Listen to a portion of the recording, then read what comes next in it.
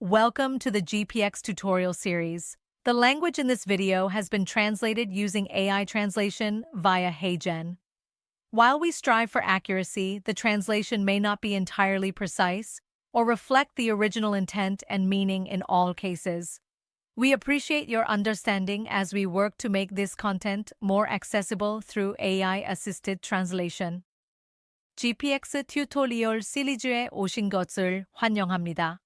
이 영상 유의 언어는 헤이젠 유의 AI 번역 기술을 사용하여 번역되었습니다. 정확성을 위해 최선을 다했지만 번역이 완전히 정확하지 않거나 모든 경우에 원문의 의도와 의미를 완벽하게 반영하지 못할 수도 있습니다. AI 번역을 통해 더 많은 분들이 이 콘텐츠에 접근할 수 있도록 노력하고 있으니 양해 부탁드립니다. 안녕하세요. 저는 네틀리 투블렌이고 Learning Services 팀의 V사입니다. 오늘은 GPX에서 레거시 인풋을 수행하는 방법을 설명해 드리겠습니다. 이 짧은 영상의 아젠다는 아주 간단합니다. 먼저 서플러스 데이터베이스를 GPX로 어떻게 임포트하는지 실제로 보여드리겠습니다. 그리고 필요하다면 임포트된 데이터베이스를 재사용 가능한 자산을 최대한 활용할 수 있도록 어떻게 재정렬하는지 설명해 드리겠습니다. 그래서 GPX로 들어가기 전에 제가 임포트할 가스트로포스 데이터베이스를 먼저 보여드리고 싶습니다. 여기에는 4개의 약물 기록이 있습니다. 미다졸라민, 실리코, 휴먼 IV, 그리고 2개의 휴먼 PO 기록이 있습니다.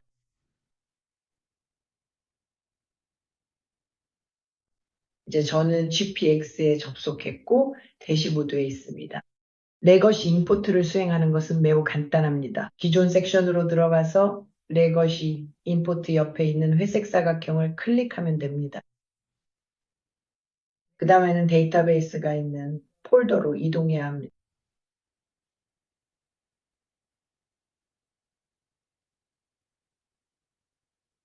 그리고 열기를 클릭한 후 임포트가 완료될 때까지 잠시 기다립니다. 이제 그 테이블이 나타났고 데이터베이스의 프로젝트 이름인 미다솔람 PKPD가 보이기 때문에 임포트가 성공적으로 완료된 것을 알 수 있습니다. 왼쪽에 있는 내비게이션 창을 보면 모든 뷰가 이제 활성화되어 있고 이 테이블도 생긴 것을 볼 수 있습니다.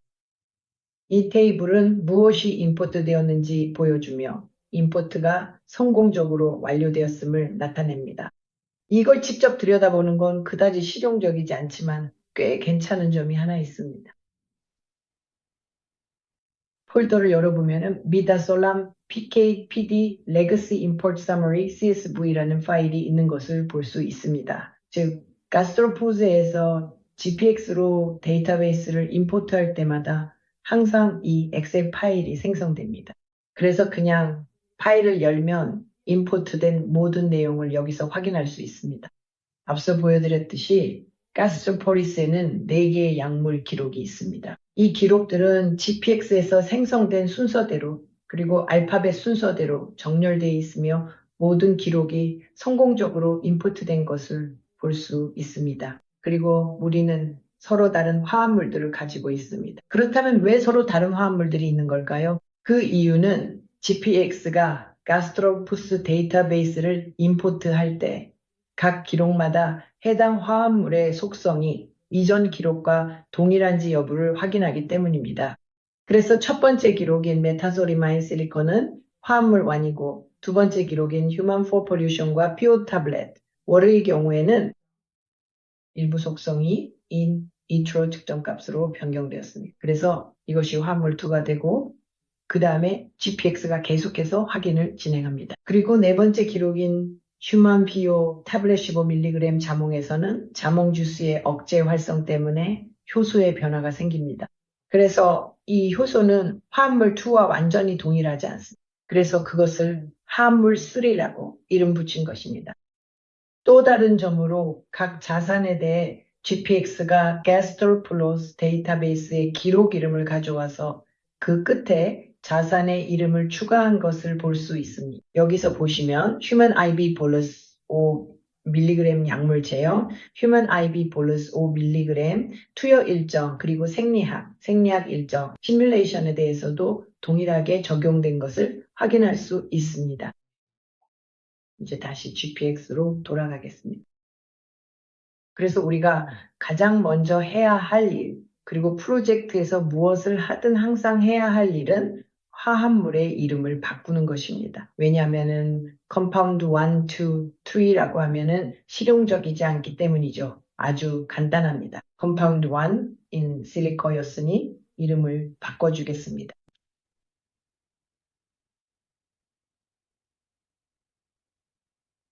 그리고 두 번째 화합물인 컴파운드 2는 미다졸라민 비트로 실험으로 부르겠습니다.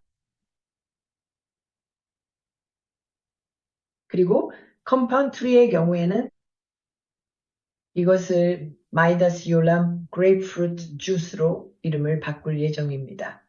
이렇게 하면 각각의 차이점을 알 수 있습니다. 이제 만약 여러분이 프로젝트를 가져와서 GPX에서 사용할 수 있게만 했다면 여기서 멈추셔도 됩니다. 하지만 그 프로젝트에서 계속 작업을 하고 싶고 GPX의 재사용 가능한 자산을 활용하고 싶다면 중복되는 자산을 제거하기 위해 이름 변경과 재매핑을 해주는 것이 좋습니다. 제가 설명을 드리면 더 명확해질 겁니다. 이를 위해 그리고 매핑이 올바른지 확인하기 위해 우리는 내비게이션 창을 따라 아래로 내려가면서 이름을 바꿀 예정입니다. 즉, 도싱에서 시뮬레이션까지 순서대로 진행할 것입니다.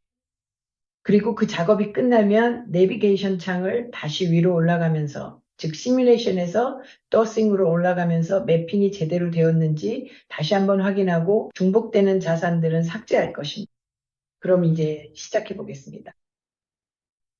더싱에서는 포뮬레이션이 있고 여기서 보시다시피 포뮬레이션이 매우 구체적입니다. 그리고 GPX에서는 우리가 원하는 것이 아닙니다. 우리는 가능한 한 일반적인 포뮬레이션을 원합니다. 그래야 재사용할 수 있기 때문입니다. 그래서 이름을 바꿀 건데 그냥 IV Volume으로 바꾸겠습니다.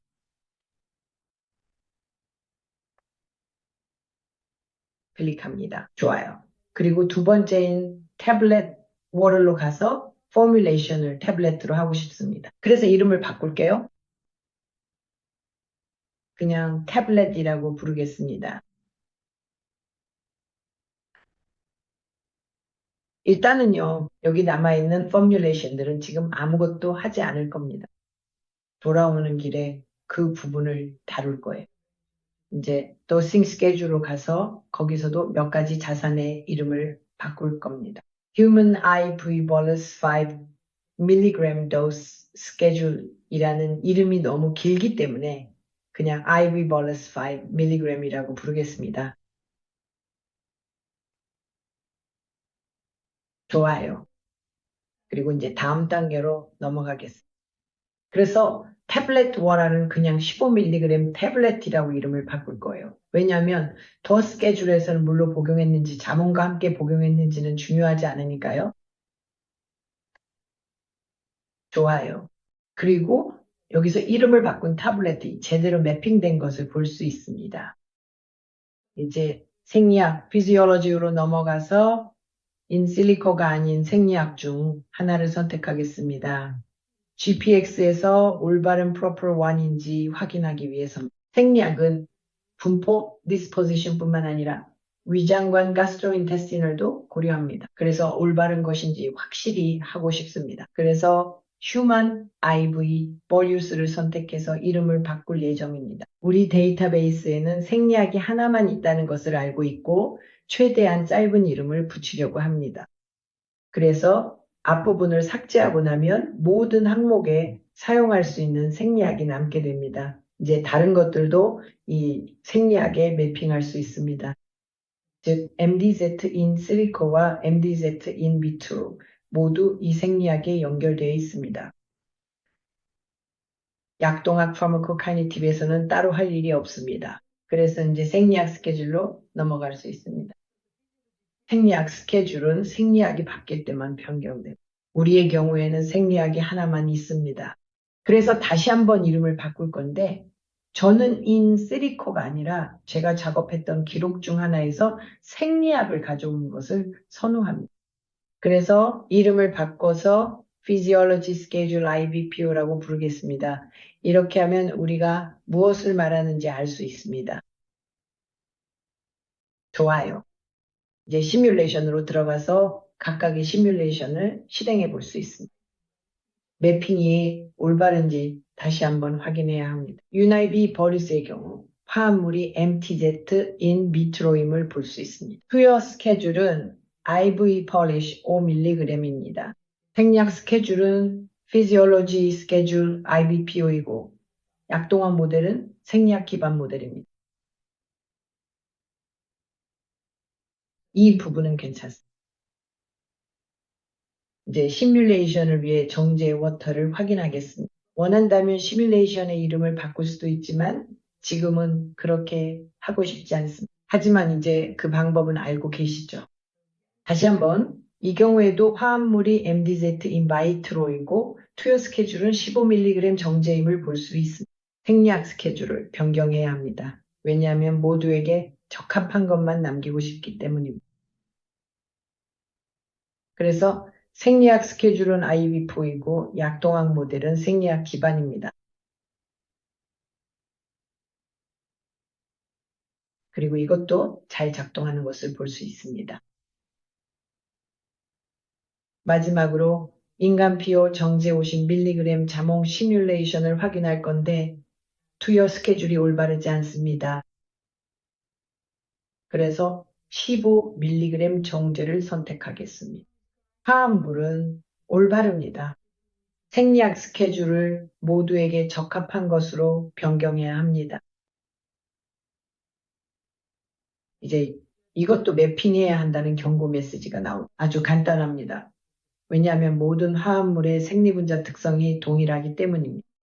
그래서 그냥 선택을 클릭하면 되고 그러면 괜찮습니다. 이제 시뮬레이션을 실행하겠습니다. 그리고 잘 작동하는 것을 볼 수 있습니다. 즉 모든 것이 올바르게 매핑되었다는 뜻입니다. 이제 작업의 절반 이상을 마쳤고 이제 더 이상 필요하지 않은 자산을 삭제하려고 합니다. 그래서 시뮬레이션에서 삭제하려는 것은 미다졸람 인실리코 시뮬레이션입니다. 그리고 정말로 삭제할 것인지 묻는 메시지가 나타나는 것을 볼 수 있습니다. 네, 삭제하겠습니다. 생리학 스케줄에서는 더 이상 필요하지 않은 모든 불필요한 항목들을 완전히 삭제하려고 합니다.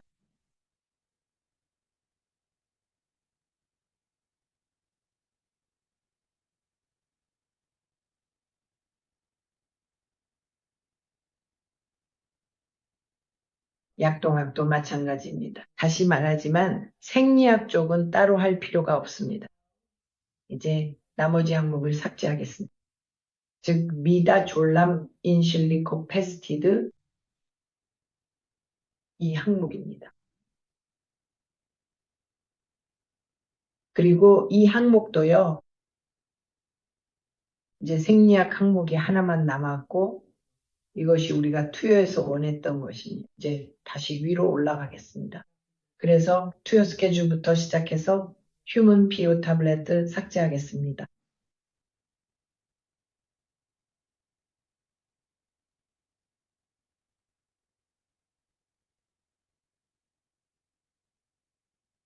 그리고 마지막으로 제형을 삭제합니다.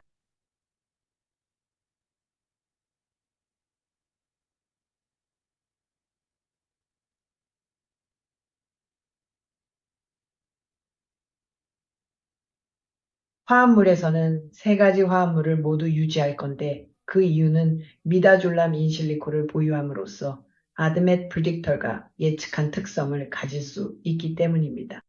이제 저장할 수 있습니다. 그리고 시뮬레이션을 실행할 수 있습니다.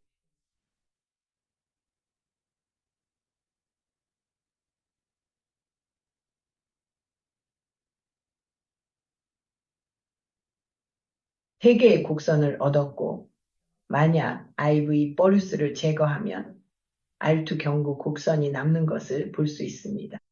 이제 재사용 가능한 자산을 활용해서 GPX를 최대한 활용할 수 있는 프로젝트가 완성된 것입니다. 이 튜토리얼의 마지막으로 다시 한번 말씀드리자면 내비게이션 창을 따라 자산의 이름을 바꾸고 매핑해야 한다는 점을 기억하세요. 내비게이션 창을 위로 올라갈 때 매핑을 확인하고 불필요한 자산을 삭제해야 하며 새로 고친 문제가 발생하면 저장한 후 자산 간에 전환하면 해결할 수 있습니다. 이상으로 오늘 무언가를 배우셨길 바라며 질문이 있으시면 언제든 educationsimulations.com으로 연락해 주세요. 경청해 주셔서 감사합니다.